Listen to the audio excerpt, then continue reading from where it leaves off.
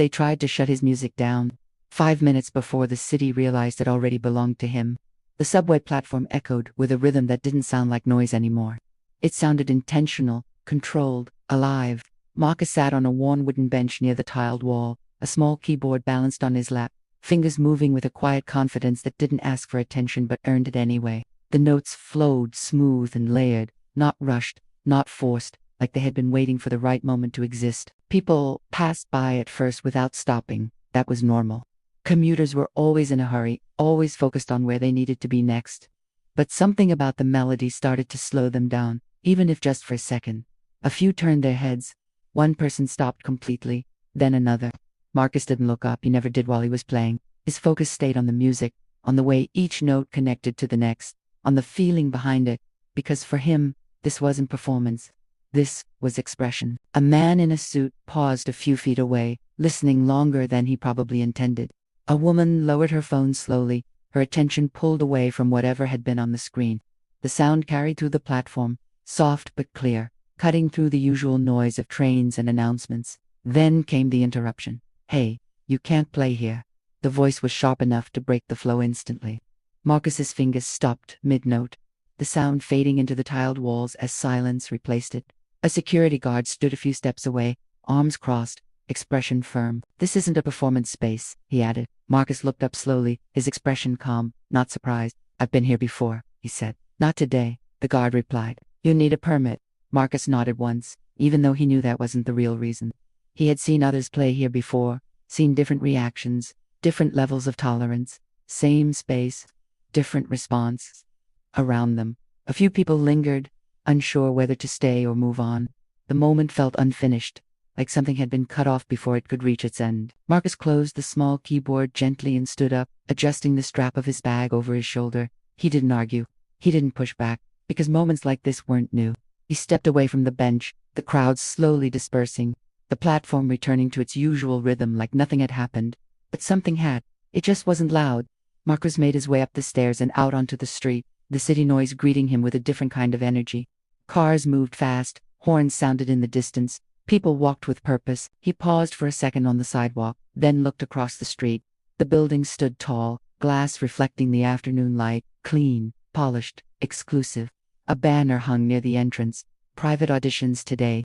Marcus adjusted his bag slightly and walked toward it. Inside the lobby, everything felt controlled. Soft lighting, quiet voices, security near the entrance, checking names, guiding people in and out. A few well-dressed artists sat waiting, holding folders, adjusting their outfits, preparing for their moment. Marcus approached the desk calmly. "I'm here for the audition," he said. The woman behind the desk looked up, her eyes scanning him quickly before moving to the screen. "Name?" she asked. Marcus read. She typed it in, her fingers pausing for a second longer than necessary. "I'm not seeing it," she said. Marcus didn't react immediately. "It should be there," he replied. "Confirmed 2 days ago." She typed again, then shook her head slightly. "I don't have you on the list," she said. Behind Marcus, another artist stepped forward, name checked, badge handed over. No delay, same system, different outcome. Marcus took out his phone and opened the confirmation email, turning the screen toward her. She glanced at it briefly, then paused, then looked back at him. "I'll need to call someone," she said. Marcus nodded once. While she stepped away, a security guard near the door shifted slightly, his attention now more focused than before. Minutes passed. The room continued moving around him, people going in, coming out, conversations flowing, opportunities moving forward. Marcus stood still, present, patient. The woman returned with a man in a dark suit, his posture confident, his expression neutral. "What seems to be the issue?" he asked. She explained quietly. The man looked at Marcus, then at the phone, scanning the confirmation carefully. Then something changed. Subtle, but clear. He handed the phone back. "Give me a moment," he said. He walked away quickly this time. Not slow, not uncertain. Marcus waited. Again, because that's what this moment required. When the man returned, his tone was different. "You're confirmed," he said. The woman behind the desk looked slightly surprised. "Go ahead and let him through," just like that. The barrier moved. Marcus nodded and stepped forward, receiving a badge that hadn't existed a few minutes earlier. He walked down the hallway toward the audition room, the quiet growing stronger with each step. The door at the end stood slightly open, light spilling through the gap. Inside, a panel sat behind a long table, papers organized, headphones resting nearby, expressions focused. Marcus stepped in. Name? One of them asked without looking up. Marcus Ree, he replied. A pause. Then heads lifted. Recognition flickered across one face, then another. Go ahead, one of them said. Marcus set his keyboard down, adjusted it slightly, and sat. For a moment, nothing moved. Then his fingers did. The first note filled the room, soft but clear, followed by another, then another, building into something that didn't sound like practiced. It sounded finished, complete, intentional. The panel stopped writing. One of them leaned forward slightly. Another removed his headphones, listening directly. The room changed, not slowly, immediately, because this wasn't what they expected, and expectations were being replaced in real time. Marcus didn't rush. He let the music breathe, let the silence between notes carry weight, let the melody build into something that couldn't be ignored. When he finished, the room stayed quiet for a second longer than normal. Then one of them spoke. Where have you been? He asked. Marcus looked at him calmly. Right here, he said. That answer sat in the air, because it wasn't complicated. It was honest, and it meant more than it sounded like. The panel exchanged looks, something unspoken passing between them. Then one of them leaned forward again. We've been trying to find you, he said. Marcus didn't respond right away, because he understood something now. They hadn't been looking hard enough, and that was the difference. The room didn't rush to fill the silence after he finished playing. It stayed there for a few seconds, like the sound had left something behind that couldn't be replaced immediately. Marcus kept his hands resting lightly near the keys, not moving, not forcing another note, just letting the moment settle the way it needed to. One of the panel members leaned back slowly, his expression no longer neutral. He carried something closer to recognition now, like a memory trying to match what he had just heard. Play that last part again, he said. Marcus nodded once and went back to it, his fingers moving with the same control, the same intention. The melody returned, softer this time, more focused, like it was being examined under a different light. No interruptions, no distractions, just the sound filling the room again. When he finished, the panel didn't hesitate this time. That arrangement, another member said, looking directly at him. Where did you learn that? Marcus met his gaze calmly. I wrote it, he replied. A brief pause followed. Then the same member leaned forward slightly. You wrote it, he repeated. Marcus nodded once. The panel exchanged looks again, but this time it wasn't uncertainty. It was confirmation.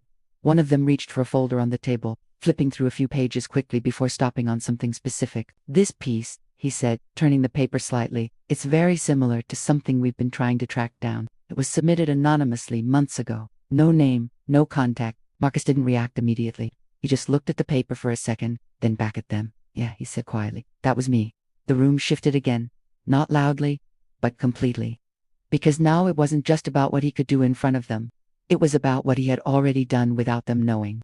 One of the panel members let out a small breath, almost like a realization catching up too late. We've had producers asking about this. He said, major names. Marcus stayed still, because this part didn't change anything for him. It only changed how they saw him. The man in the dark suit who had let him in stepped closer to the table now. His earlier confidence replaced with something more careful, more measured. Why didn't you attach your name? He asked. Marcus took a second before answering.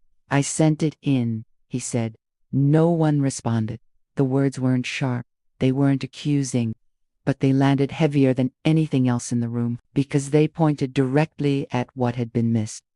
Not by chance, but by choice. Another silence followed, longer this time, not because there was nothing to say, but because what needed to be said didn't come easily. Finally, one of the panel members spoke again. We'd like to move forward with you, he said, immediately. Marcus nodded once, but he didn't rush to respond beyond that, because he understood something clearly. This moment wasn't about opportunity appearing. It was about opportunity finally being recognized. And there was a difference. The man in the suit stepped forward again. We can set up a meeting, contracts, everything you need, he added. This could move quickly. Marcus stood up slowly, placing his hands at his sides. I'm not in a rush, he said. That answer caught them slightly off guard. Because they expected urgency. They expected excitement. But Marcus wasn't reacting to the moment. He was standing inside it, steady, controlled, because he had been here before, not in this exact room, but in this exact position. Being overlooked, being delayed, being questioned before, being heard. And now that the moment had shifted, he wasn't going to let it rush him. The panel exchanged another glance, this time with a different kind of understanding. Of course, one of them said, Take your time. Marcus picked up his keyboard, adjusting the strap over his shoulder. I will, he replied. He turned and walked toward the door, his steps calm, measured, the same way he had walked in. No change in posture, no sudden energy, just the same, steady presence. Because nothing about him had changed. Only the room had. As he stepped out into the hallway, the quiet returned, but it felt different now. Not empty, not neutral, but aware. The same walls, the same lighting, the same controlled environment. But now carrying the weight of what had just happened inside, Marcus walked toward the exit, passing other artists waiting for their turn, their eyes briefly following him, curiosity flickering without context. He reached the front desk again. The same woman looked up, her expression shifting slightly when she saw him this time. You're all set? She asked. Marcus nodded once. Yeah. She hesitated for a second, then added, good luck. Marcus looked at her for a moment. Thanks, he said. Simple, but enough. He stepped outside, the city noise meeting him again, the movement, the pace, the constant flow of everything continuing as if nothing had changed. But something had, not outside, inside. Marcus walked down the sidewalk, the same streets, the same people, the same rhythm. He passed by the subway entrance again, the same place where the music had been stopped earlier, where the moment had been cut short before it could finish. He paused for a second, looked down the stairs, then kept walking. Because he didn't need to go back. That moment had already served its purpose. Marcus reached the corner and stopped at the light, waiting as cars moved past in a steady line. The reflection of the city lights shifted across the glass buildings around him, constant but changing. He stood there, calm, present, not thinking about what came next in detail, just understanding what had already happened. Recognition hadn't come when it should have. It hadn't come when he first played. It hadn't come when he submitted his work. It hadn't come when he stood at the door. It came when it couldn't be denied anymore. And that was the part that stayed with him. The light changed, and Marcus stepped forward, crossing the street with the same steady pace. Because once you've seen how long something real can go unnoticed, you stop waiting for it to be found, and you start moving knowing that when it finally is, it won't be because you've changed. It'll be because they finally looked.